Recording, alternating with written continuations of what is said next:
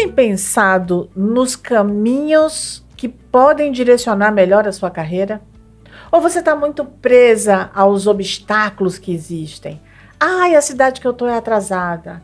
Ai, eu não tenho ainda um network tão relevante. Pois é, quando a gente se prende aos obstáculos, a gente deixa de fazer uma jornada de sucesso. E é sobre isso que a gente vai falar hoje com a nossa convidada super especial, que tem uma história fantástica de como ela construiu a sua carreira. Muito bem, você está no Conexão Cast, o podcast do projeto Conexão Mulheres Criativas. Eu sou Samela Gomes, empreendedora, psicóloga, executiva de negócios, mentora, e estou aqui ao lado da minha parceira Tanda Macedo. Olá, eu sou Tanda Macedo, cantora e compositora e empreendedora cultural. Também estou aqui hoje muito animada para esse bate-papo aí sobre obstáculos, desafios, que a gente vai conhecer um pouquinho melhor na história de doutora Priscila. Seja bem-vinda, doutora Priscila. Obrigada. É um prazer ter você aqui, doutora Priscila. Prazer todo meu. Muito bem. Deixa eu lhe apresentar Conexão Cast, apresentando a doutora Priscila Franco. Doutora Priscila Franco é advogada, especialista em processos pela PUC de Minas, especialista em Direito e Processos do Trabalho pela SMAT 21, em Advocacia Extrajudicial pela Legale de São Paulo, com curso de aperfeiçoamento nas relações de trabalho no âmbito do Mercosul, na Universidade de Buenos Aires. Muito bem, doutora Priscila. Uma das coisas que chama a atenção nossa é que você não é potiguar de origem, né? Sim. Você fez o seu curso de Direito e conseguiu desenvolver uma carreira para muito além dos limites, né, da nossa cidade, do nosso estado, e enfrentando algumas barreiras, mas você conseguiu, né, dispor de recursos intelectuais, motivacionais, para pensar a sua carreira para além dos limites que lhe eram dados. Como é que é essa história? Conta para a gente como é que é isso. Então, como bem foi falado, né, eu sou carioca, mas moro em Natal já há muitos anos. E ao vir morar em Natal, me deparei, né, com uma outra sociedade, né, uma outra cultura. Apesar do povo muito receptivo, isso não quer dizer que anula as dificuldades, né? Para quem sai de uma cidade pequena e vai morar numa cidade grande, sente muito isso. Mas o processo inverso é tão violento e agressivo em algumas situações, né, como no primeiro exemplo. Comigo não foi diferente. Só que as coisas começam a caminhar e prosperar em todos os sentidos no momento que eu particularmente, né, saí daquela condição de vitimismo, né, ergui as mangas, né, da roupa, como se fala, né, e fui em busca, né, dos meus objetivos. Então, fácil não é, nunca foi e nunca será. Na verdade, isso, se a gente ouvir qualquer depoimento de qualquer pessoa de sucesso ou de quem ainda está no caminho, né, na busca pelo que almeja, vai ter as dificuldades que são normais. Mas o importante é a gente saber que a felicidade não está no resultado, está no caminho, né? Isso parece muito clichê, mas não é. Quando você acorda num dia que eventualmente não é muito bom, porque nem todo mundo acorda assim sorrindo, feliz, né? Às vezes a gente acorda às 5 horas da manhã, porque precisa estar muito mais cedo no escritório do que aquele horário que é dito como comercial. E quem que não gostaria de ficar até às 11 na cama, quentinha, mas ainda mais naqueles tempos nublados, né? Mas o fato é que a gente precisa sair da zona de conforto. Nós, mulheres, a gente tem uma trajetória na humanidade, na sociedade, de muitas lutas, né? Uhum. Então, nossos direitos nunca, apesar da gente ter uma legislação muito positiva, mas nossos direitos nunca foi nos dado assim de bandeja, nunca foi nos ofertados. Pelo contrário, foi fruto de reivindicações, de lutas, de conquistas, né? De ir à luta realmente, de batalhar. Né? Individualmente falando, não é diferente. Uhum. E se você está no YouTube, não esqueça, se inscreva no canal, deixe seu like, isso é super importante pra gente. Eu acho que a minha parceira Tanda tem um recadinho pra gente. tem um agradecimento especial aos nossos patrocinadores queridos, que são Governo do Estado, Fundação José Augusto, Lei Câmara Cascudo, Prefeitura Municipal do Natal, Lei de Djalma Maranhão, Esterbom, Unimed, Consórcio Eldorado, Fierne, Instituto de Radiologia, Harmony Harris, O Boticário, Caves Priorato e Empodera Academy. Não esqueci de ninguém, né? Não. Ai, como a gente agradece a esses patrocinadores queridos. Obrigada acreditando aí na Conexão Mulheres Criativas. Acreditando em nós. Tá aí, uma iniciativa real que sai da ordem do discurso. Exato. Tem uma questão, eu estava vendo ali alguns dados, né? E eu vi uma reportagem que falava, de várias fontes, inclusive, que falava sobre o fato de que 50% das mulheres em geral, elas eram desligadas em até 2 anos depois que elas voltavam da licença maternidade. O Brasil, né, é um país, como você mesma falou, tem ali o direito positivo, etc., mas às vezes a gente vê que é uma sociedade que muitas vezes também nega esses direitos, né?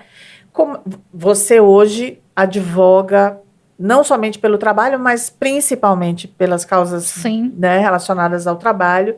Como é que você vê hoje, como é que você analisa hoje a situação das mulheres em relação ao mercado de trabalho, a segurança, a garantia dos seus direitos? Como é que você analisa hoje? Como é que está o mundo do trabalho?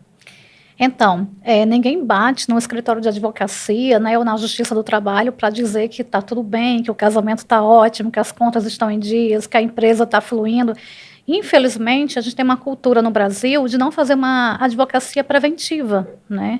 Então, quando o cliente chega nessa condição, né, antes de iniciar a lide, ele vem com um histórico já de alguns sofrimentos. E no caso da mulher em especial, apesar de ter a legislação positiva que resguarda, tanto no âmbito constitucional, mas também na própria CLT, nas convenções internacionais, na própria filosofia do direito, mas o fato é que as relações humanas não são feitas, apesar de serem baseadas na lei, que é o que deve ser, mas são feitas por seres humanos, e seres humanos são falhos. Então, infelizmente, a gente se depara com essas realidades. E essas realidades são muito cruéis, não só na esfera trabalhista, mas na penal, principalmente, porque a gente fala muito de violência doméstica. E às vezes a gente chega numa delegacia e às vezes a gente é atendida por uma delegada mulher, e se tiver alguma delegada me ouvindo, eu peço já desculpas antecipadas, mas infelizmente eu preciso contar, porque é uma situação que eu já me deparei. E às vezes aquela profissional que é do sexo, né, feminino, e você acha que vai ter uma sensibilidade maior com aquela demanda, com aquela situação, nem sempre a gente tem essa empatia.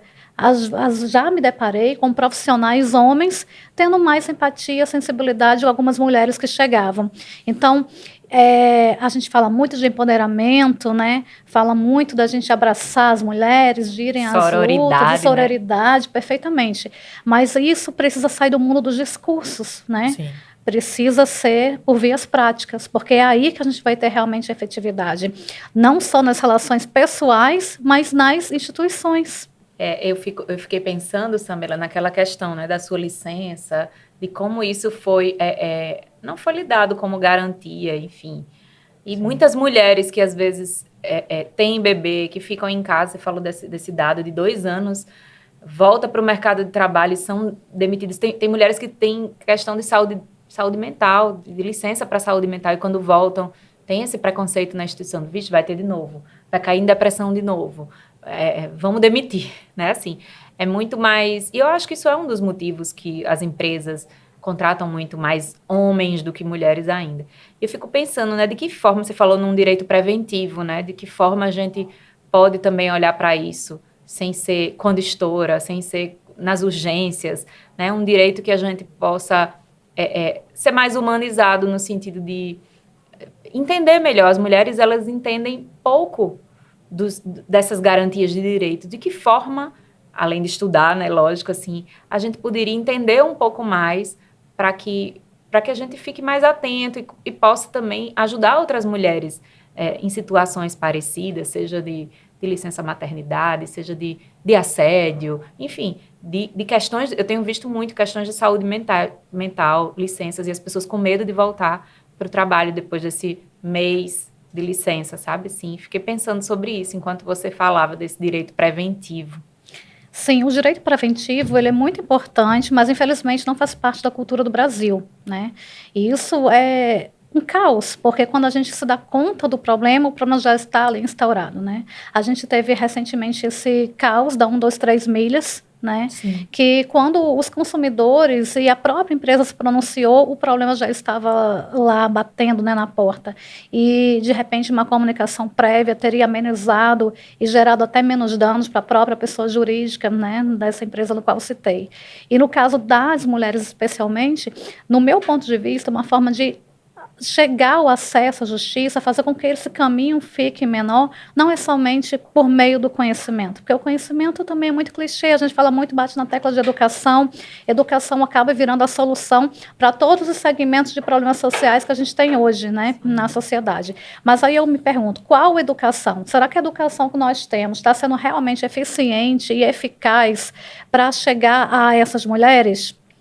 A CLT, por exemplo, ela tem a previsão legal, né, que se a mulher gestante ela tiver um atestado, né, uma autorização médica que a possibilite trabalhar em certas condições, não há impedimento, ela pode continuar em algumas funções. Agora, falando isso para a gente, isso não causa nenhum choque, mas vamos falar para uma mulher que está lá na região norte do país, com uma dificuldade de acesso à saúde, tanto na esfera pública como privada, até a locomoção para essa mulher chegar num posto de saúde, às vezes ela tem que pegar embarcações, né, náuticas, uma certa dificuldade. Então, essa mulher, essa lei está sendo eficiente para ela? Eis o questionamento.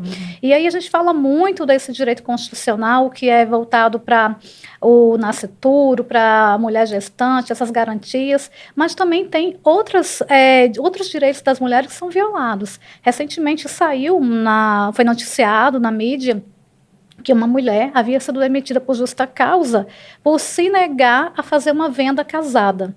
Então, veja bem, se a gente vai lá no artigo 3º da CLT, a gente vê que um dos requisitos para estabelecer o vínculo empregatício é a subordinação. Né? A gente tem a subordinação, a habitualidade, a onerosidade, a pessoa física e a pessoalidade. Pois bem, nesse caso, ela foi dispensada por justa causa, segundo a empresa, por desobediência. Então, ela foi contra uma norma, né, que era fazer aquela venda. Mas sendo casada não é ilegal? Exatamente. E aí essa mulher, essa trabalhadora, ela pleiteou na Justiça do Trabalho o revertimento dessa demissão. E ela conseguiu, justamente por essa fundamentação. Sim. Porque embora ela deva obediência sim à empresa, porque essa subordinação, só um parêntese, ela não é uma subordinação intelectual nem financeira, certo? É uma subordinação pela natureza contratual. Certo? Mas, nesse caso, essa subordinação ela era ilegal e cá para nós imoral. Então, o juiz entendeu, né, que deveria ser convertida essa justa causa e aí houve o revertimento para outro tipo de final de contrato de trabalho. Então, isso é só um exemplo, né, que mostra como as mulheres são colocadas em situações, né, que não é só relacionadas àquelas voltadas à maternidade, à saúde, mas até mesmo a natureza contratual é burlado, né? E aí alguém poderia até, me ouvindo dizer isso, poderia dizer, mas isso também pode acontecer com um homem. Sim, claro, evidentemente, mas acontece muito com as mulheres, porque normalmente as mulheres são mais submissas, não queria usar essa palavra, mas infelizmente vou ter que usar, pelo fato que às vezes estão no mercado de trabalho para alimentar 3 filhos que estão em casa, às vezes a mãe solo, e às vezes, mesmo sabendo que aquela venda casada é ilegal, acaba, né, atendendo aquela subordinação que, embora nesse exemplo, era ilegal. Uhum. Não, eu estou aqui, né, se fica falando e eu vou lembrando de tantas situações que eu já vi, que já, né, e recentemente, inclusive, em um evento, nós estivemos até com a doutora Cristine Martins, junto com as nossas empreendedoras que nos seguem, E nesse evento, algumas pessoas reclamaram bastante sobre a questão das leis trabalhistas, que hoje você não consegue mais demitir ninguém por justa causa, e uma série de coisas. E isso é um fato. Assim, a justiça do trabalho, ela é muito voltada para as questões do trabalhador, né? Isso não sou eu que digo, isso é meio que já um dado de realidade, né? Mas o que a gente está discutindo aqui, gente, não é isso, tá? O que nós estamos discutindo aqui é a violação dos direitos que são garantidos, né? É claro que se a gente fosse abrir aqui um podcast com a doutora Priscila, a gente teria aqui uns 4 episódios só para falar sobre como essa justiça do trabalho ela é fundamentada, como é que é a questão da cultura no Brasil, por que a gente tem tantas amarras, muitas vezes, que às vezes até impedem que o negócio prospere, que estão muito voltadas para algumas garantias que no mundo, na iniciativa privada, às vezes, de fato, são bastante onerosas, né? Para as empresas, tudo isso a gente poderia falar, e a gente pode até chamar a doutora Priscila aqui para falar sobre isso. Mas o que nós estamos falando aqui, eu estou falando isso porque é importante a gente deixar bem claro, é que existem direitos relacionados à mulher, ao nascituro, enfim, e que isso culturalmente, por não ser admitido por um machismo estrutural, por uma série de coisas, isso acaba resvalando na não garantia dos direitos de mulheres, né? E quando a gente fala sobre isso, a gente tá fazendo um retrato, né, da nossa sociedade. E aí eu pergunto, doutora Priscila, você hoje, eu comecei o podcast dizendo isso, hoje ela está para muito além, né? É que realmente não dá para ela entrar em tantos detalhes sobre a carreira dela, mas ela foi extremamente criativa para conseguir chegar longe. E hoje você está lá, por exemplo, fazendo um trabalho em nível de Mercosul. Como é que é isso em outros países? Você vê, por exemplo, em outros países uma evolução maior, uma garantia maior, um olhar mais cuidadoso sobre as mulheres ou não? Eu vejo que as mulheres elas são penalizadas e são sofridas, né? Essas dores que a gente toca muito nessas feridas, em grande parte do mundo, né? No Mercosul não é diferente, né? Nesse exemplo, o jardim do vizinho não é mais bonito. Quando a gente chega na frente da Casa Rosada, a cada dia ali é uma manifestação, às vezes até mais do que aqui na frente do nosso Congresso Nacional. Aqui, geralmente, no Brasil, quando a gente faz reivindicação na frente do Congresso, a gente dá uma pausa, né? Teve aquelas manifestações no início de janeiro, que teve aquele caos todo, de lá para cá teve coisas muito pequenas, muito tímidas, movimentos tímidos que não foram sequer noticiados, mas se a gente chega em Buenos Aires, por exemplo, todo dia é impressionante. A estação do metrô você não consegue ter acesso, porque na Casa Rosada sempre está tendo manifestação em prol de alguma luta, de alguma bandeira. E as pautas feministas sempre em muita evidência. Ou seja, porque essa dor, né, é uma dor que não é só nossa. Mas aí volta a minha palavra do início. A gente precisa também olhar para frente. E sair, sei que a dor existe, cada um sabe das suas dores, não vou aqui entrar no mérito da dor de ninguém, mas a gente precisa se despir dessas dores e olhar para frente, né?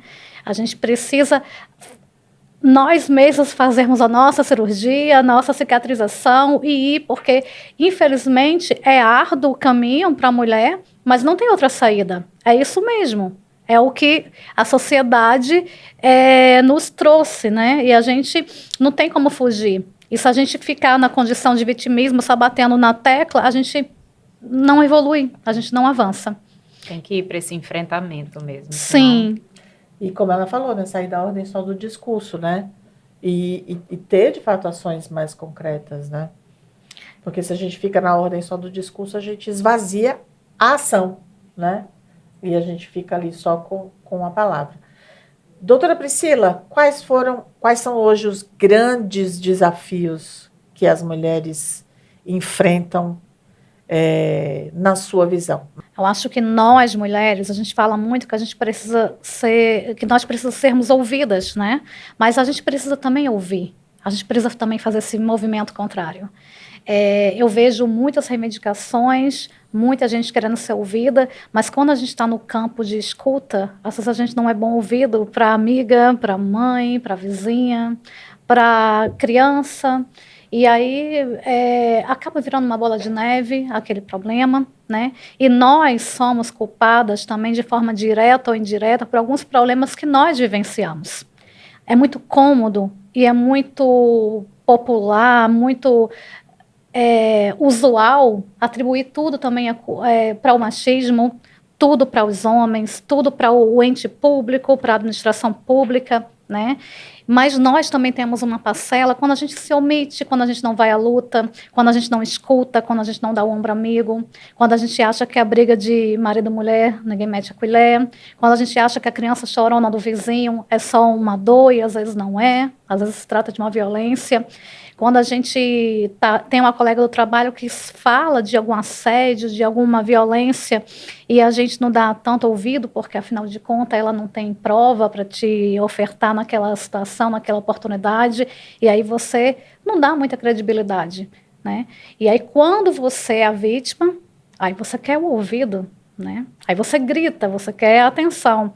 Mas quando a gente está no cenário contrário, no lugar, né, da oposição, nem sempre a gente é bom ouvinte.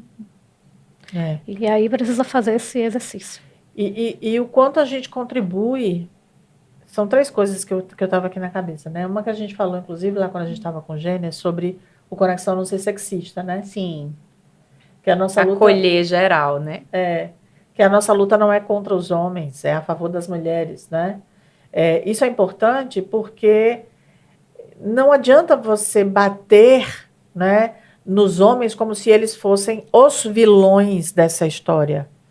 Nós temos, sim, que bater e reconstruir as questões que são da sociedade, homens e mulheres. Perfeitamente. Né? Não, eu só lhe interrompendo aqui, que eu fiquei pensando, pegando um gancho nisso, que quantos projetos tiverem como esse? Quantas iniciativas para mulheres, né? A gente fala também muito, eu e Samila, que o Conexão, ele apesar de ter uma perspectiva diferente, que é a economia criativa, que são as mulheres criativas, né, de um modo geral, a gente tem muito essa porta aberta para todas as redes, para todos os projetos de mulheres, porque eu fico pensando, quanto mais ações, não à toa, né, a ONU fez aquela agenda das ODS, né, e aquela ODS 5 de equidade de gênero, de igualdade de gênero, porque quanto mais iniciativas nós tivermos hoje, no futuro a gente não vai estar mais discutindo sobre isso. Exato. Assim, vai ser muito desgastante com o passar de 100 em 100 anos, a gente ainda está discutindo por igualdade de gênero. Isso é uma luta que a gente precisa plantar agora, para que lá na frente as pessoas se surpreendam como isso era desigual, né? Então, assim, não é por perder espaço dos homens, não é só uma equiparação, é uma igualdade, uma isonomia de tudo. Então, assim, é por isso que a gente diz, ai, que bom, mais um projeto de mulheres surgindo, ai, mais uma rede ali surgindo. Tem as mulheres na advocacia, tem as mulheres de salto, né? Uhum. E a gente fica pensando, meu Deus, precisamos juntar mais redes, fazer mais acontecer para que no futuro a gente não esteja aqui, a gente esteja aqui falando sobre outras questões, não Exato. Sobre a igualdade de gênero, por exemplo. Essa pauta não pode ficar cansativa, repetitiva, né? Exato. Tem pautas, quando eu era estudante de direito, lá há mais de 10 anos, né? Estava em evidência. E recentemente eu fui ao TST, por exemplo, para um evento, e eram as mesmas pautas, e atribuindo as mesmas soluções. Aí eu pergunto, por que isso não foi solucionado, se a gente já tem um possível caminho, né, para abolir de vez a problemática. Então, isso a gente tem que pôr um fim. Eu falo muito uma expressão de empoderamento masculino. Porque aí as pessoas dizem, mas o homem já é empoderado demais, a gente tem que falar da mulher, a mulher precisa, né, se voltar a essa filosofia. Mas aí eu pergunto, aquele homem que está na condição de machista, porque ele também não tem culpa de ser machista, ele nasceu naquela sociedade, ele foi criado por pais e educados, né, por instituições, talvez, machistas também, e aí ele se vê propagando aquele comportamento. Então, esse homem ele precisa ser mais empoderado, ele precisa passar também pelo movimento. Então, esse movimento não é só exclusivo de nós mulheres. O homem Precisa também ser da precisa sociedade da como um sociedade. todo. Exato. Perfeitamente. Exato. Você estava falando em 3 pontos, eu lhe interrompi. Não, mas... O primeiro era o de não excluir os homens dessa luta, né? Sim. Exato. A gente não pode excluir os homens, a gente precisa de uma sociedade mais equânime. Por outro lado, a gente precisa cobrar das mulheres. Eu concordo com a doutora Priscila quando ela fala que os homens precisam serem reeducados e passarem por esse... Né, eu tenho uma discordância, mas é uma questão muito mais da palavra. Mas eu concordo que os homens precisam dessa reeducação, eles precisam também ser ouvidos, porque também deve ser horrível você não poder chorar, você não poder se emocionar, você ter que ser sempre aquela figura forte, provedora e tal. É uma carga também que o machismo coloca sobre os homens e que a gente precisa desconstruir. Mas essa questão desse caminho para as mulheres, a carga, a responsabilidade de mudança, eu acho que é a maior nossa mesmo. Porque somos nós que sofremos mais em função de tudo isso que foi construído. Então, para mim, é muito difícil quando eu vejo uma mulher criticando outra mulher. Não, obviamente, podemos nos criticar construtivamente, mas é a crítica pela crítica. Quando eu vejo uma mulher com discursos extremamente machistas, de que assim, se ela está ali naquele lugar, para quem foi que ela deu? Para ter conseguido aquele espaço. Ou um discurso de que a gente só está ali, mas só está nesse relacionamento porque quer, aceita. Assim, ninguém sabe o quanto a gente tem que suportar, né, para determinadas situações. Eu acho que não é por aí, né, da gente ficar o tempo inteiro, não. Porque a gente internaliza esses fantasmas. E aí esses fantasmas que conversam conosco e dizem, continue nesse relacionamento porque você vai ser uma mulher sem marido. Não é o Joãozinho da esquina que diz. É a gente mesmo que se diz porque a gente internalizou todas essas construções sociais. Mesmo que ninguém diga, a gente tá ali levando aquela culpa de que, eita, não posso. Exato. Então, nós mulheres precisamos, de fato... não somente falar, não somente reclamar, mas eu acho que a gente precisa ter iniciativas. E o terceiro ponto que eu queria falar 2 dados que me deixam assim bastante mexida. Um o Fórum Econômico Mundial diz que as mulheres, para mudarem essa realidade, as mulheres precisam de 2 coisas. Construção de redes e network, não somente para o network, mas para as redes de apoio, né? Elas terem outras mulheres para se apoiarem, inspirarem, etc. E o outro que ele fala que existe um movimento de segregação ocupacional que empurra as mulheres para baixo da pirâmide, deixam elas praticamente somente nas funções operacionais e que elas, então, precisam se desenvolver para ocuparem essas posições mais estratégicas, né? Dentro dessa dança junto com a sociedade em que a mulher se desenvolve e a sociedade, em algum momento, precisa reconhecer esse mérito. Então, você tem esse dado.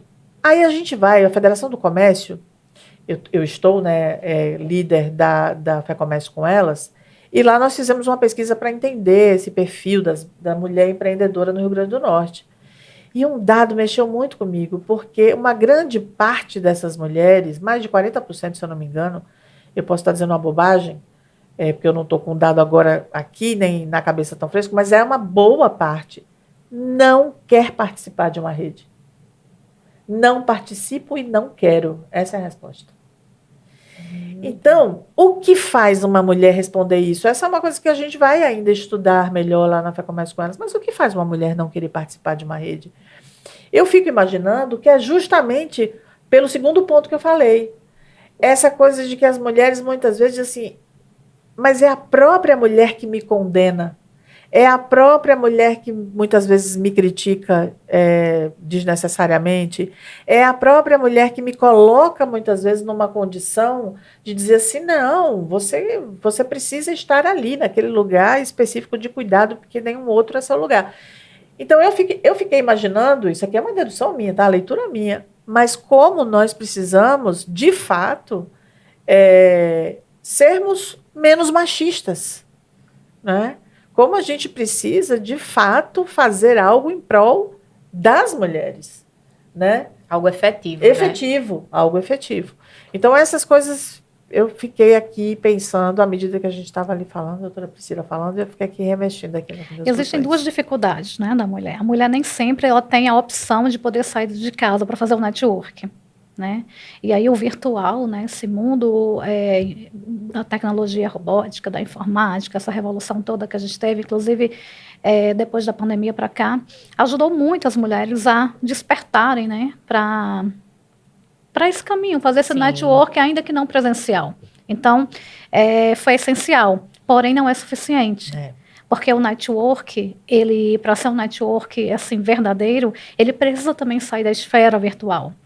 Ele precisa ter o olho no olho, ele precisa ter aquela sensibilidade, a empatia que eu falei no início, e, sobretudo, a humanização. Às vezes a gente faz um discurso bonito, né? A gente está ali na frente da câmera, mas a gente não consegue fazer com que o outro sinta, né? Ou aquele sentimento, né? E isso a gente só consegue ter esse feedback quando é presencial. É verdade. Né? Então, falta muito isso. Os homens já não têm tanto essa dificuldade, porque desde o início dos tempos, eles sempre foram tidos como provedores, então eles sempre saíam de casa, né, para buscar o sustento da família. Então, eles tinham essa possibilidade que nós, mulheres, nem sempre temos. E outro ponto também que precisa pontuar é que quando a mulher estuda muito, né, e ela tem muito conhecimento, embora ela venha passar por dificuldades, porque ninguém está isento às dificuldades da vida, né? Nenhum ser humano, ela consegue se posicionar e ela consegue mostrar para que ela veio. Né? E isso aí, assusta um bocado. Assusta, mas depois do susto, com o tempo, aí você também consegue ser respeitada. Você consegue mostrar para que você veio, quem é você, qual a tua proposta e qual a tua finalidade, né, dentro daquilo que você estudou, que você domina, né, que você tem propriedade para atuar. Mas para aquela mulher que não consegue ter esse acesso, né, a esse estudo, a esse conhecimento, talvez por isso a insegurança de sair de casa, de se negar essas práticas, esses convites de exposição maior, porque há um próprio julgamento, né? A mulher, dentro da mente dela, existe um juiz, né? E ela se julga, às vezes, inferior, talvez, pelo fato de não ter tido aquele acesso, aquele conhecimento. Então, eu vou sair da minha casa, encontrar com Sâmela para quê? Vou debater o quê com Sâmela? Não, é melhor ficar aqui cuidando dos filhos, vendo a sessão da tarde. Que bom que isso está mudando, né? Que bom que esse cenário... Você lembra da menina da Ludoces? Sim. Que falou que, no primeiro ela falou assim, eu quase não vinha, porque eu achei que esse lugar não era para mim. Você lembra disso? Sim. E olha o que ela falou no segundo, né? O quanto ela já tinha evoluído, já tinha aberto a loja física, já tinha feito um monte de coisa. Você falou, e você falando e eu lembrando. E quanto ela está engajada, né, com esse lugar que ela estranhava. Da Luz, e ela é proprietária da Ludoces, né? Tem a filha dela, linda, que faz o marketing. Mas ela fez esse depoimento lá pra gente. Foi o primeiro evento nosso e ela disse, olha, eu tô muito feliz de estar aqui, porque eu não vinha. Foi o meu marido que disse, você vai. E eu disse, nossa, mas esse lugar não é para mim, eu vou estar lá com aquelas mulheres todas que são diferentes de mim. Ela disse, agora eu posso ver que não, que nós somos muito parecidas, nós passamos por desafios, enfim, e foi super importante. E no segundo que nós fizemos, ela já tinha aberto a loja física, ela já tinha feito uma série de coisas. Fez até uma degustação, né? Pois é. Que legal. Então, eu acho que tem muito disso mesmo, doutora Priscila, que você falou, né? Acho que as mulheres, elas ainda temem o espaço público, que foi durante muito tempo eminentemente masculino. Agora, o que me assusta é que a gente está falando que essas mulheres que responderam, elas são empreendedoras. Sim. Então, elas já ocupam um espaço, né, no sentido de empreender, etc. E ainda assim, elas dizem, eu não quero participar de uma rede. Então, esse dado é um dado, eu acho, extremamente importante da gente se debruçar sobre ele. Né, porque eu acho que ele fala muito sobre eu não me sentir bem nesse espaço, então eu não vou para ele. Então, o que é que tem as redes, o que é que a gente tem, aí eu estou falando do Conexão, todas nós, né? O que é que a gente consegue fazer para que essas mulheres queiram estar conosco? E desmistificar também esse encontro de mulheres de antigamente, né? Dessa evolução Sim. que você falou, né? Que antes a gente ficava muito em casa, às vezes por não ter a possibilidade mesmo de ter com quem deixar as crianças, de ter...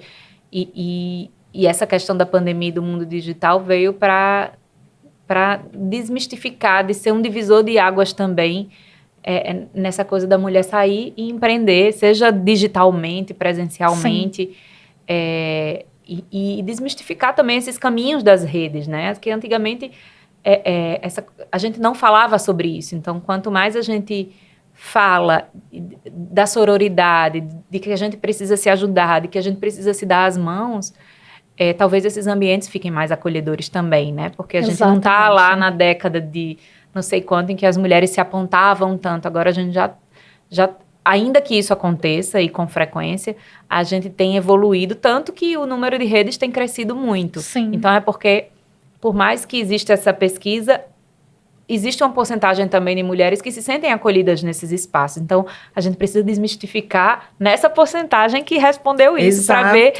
o que é que está faltando, como a Samela disse, o que é que está faltando para elas. E assim, desde já deixando assim, meu agradecimento para você, porque eu fico pensando o quanto o direito é importante em todas as questões do empreender feminino, né?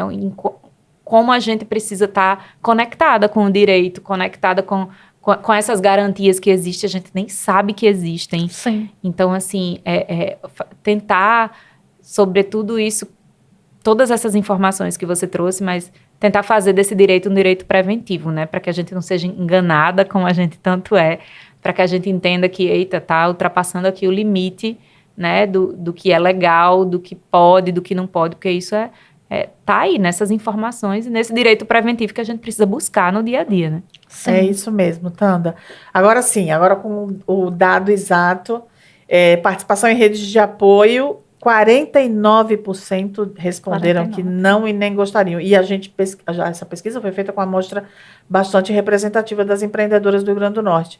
E o perfil de quem participa, né, 25% são empreendedoras de média e grande empresa, 14% estão aí com 6 a 10 anos de atuação, 16% com ensino superior ou mais, e elas têm entre 35 e 44 anos. E as mais jovens é quem não querem participar. Essas que estão entre 25 e 34 anos, têm menos tempo de atuação, embora tenham uma parcela maior tenha o ensino superior, né? Então, acho que esse é um dado importante. Eu trouxe ele porque nós estamos aqui em prol justamente de fazer com que as mulheres estejam mais engajadas, não somente na ordem do discurso, como falou a doutora Priscila, mas com iniciativas reais, para que a gente consiga ter mais conhecimento. Com esse conhecimento, a gente consiga ter uma postura diferenciada e, obviamente, com isso, a gente consiga ter a nossa carreira com muito mais sucesso, alimentando a economia, fortalecendo com isso a sociedade de uma maneira geral. Então, eu também quero agradecer a doutora Priscila, foi uma conversa extremamente rica. Sigam a doutora Priscila nas redes sociais, o @ dela vai estar aqui, para que vocês possam segui-la, e sabendo que todos esses direitos, eles não são em vão, né? E eles deveriam sim mediar todas as nossas relações humanas. Sim. Como a Samela falou, né, eu trabalho muito na fronteira do Brasil. E um cenário que eu me deparo bastante são com os refugiados. E aí eu não podia deixar de falar, a gente está aqui acabando, mas preciso falar, que os refugiados chegam no Brasil naquelas situações que eu não preciso descrever, que todos vocês já sabem, mas tem um dado curioso, né? As mulheres refugiadas, elas estão conseguindo empreender no nosso país. Isso está sendo um número muito satisfatório, um número assim que a gente comemora muito, porque a advocacia na região de fronteira, ela se dá muito também no meio preventivo, então a cultura brasileira está começando a mudar, né, na fronteira pelo menos, e quando a gente sai daquela parte consultiva, preventiva, a gente se depara com esse cenário dessas refugiadas querendo se legalizar, e eu vejo também alguns perfis de algumas empresas também querendo contratar. Isso também é interessante. Uhum. E aí a gente tem uma ideia, às vezes até preconceituosa, distorcida, desses refugiados, né? Porque a gente associa a pessoas de baixa escolaridade, coisa que não é. Hoje, 30% a 40% deles possuem diploma de nível superior, então isso é um dado importante que precisa ser pontuado. E essas mulheres estão aí, firmes, né, fortes, produzindo no nosso país, né, com dificuldade sim, porque a dificuldade é inerente ao ser humano em qualquer situação, você pode estar na situação mais confortável, mas ainda assim, né, você vai ter ali que se sair daquela zona de conforto em algum momento, né? Então é isso, foi um prazer conversar com vocês, né? Muito bom quando a gente encontra uma mulher inteligente, né? Demais. A gente sai com mais bagagem. Olha quem fala, 2 pessoas inteligentes, me sinto Aprendizado. lisonjeada. Doutora Priscila, muito obrigada por estar aqui conosco e com as nossas empreendedoras, né? Muito obrigada, enriqueceu muito, né, o nosso Conexão Cast. Obrigada. Eu que agradeço. Obrigada.